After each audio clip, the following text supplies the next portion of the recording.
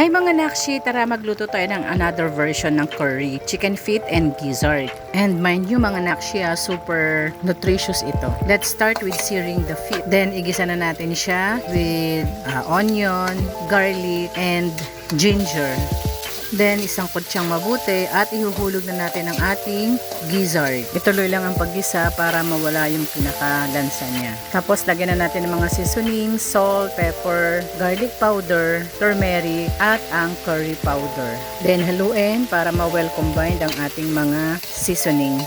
Tapos lalagyan na natin ng tubig enough para masubmerge yung ating paa ng manok at balon-balunan. Then pakuluin na at lagyan na natin ng chicken broth cube. Then tikman pag kumulo na para ma-adjust yung ating lasa. At ayan, lagyan na natin ng siling berde. Then i-check kung malambot na yung balon-balunan. At ilalagay na natin yung ating isang pack na gata. Haluin, takpan at pakuluin. Ayan, naluto na yung gata at malambot na rin siya. Kaya ilalagay na natin ang malunggay na hiningi ko sa puno ng aming kapitbahay.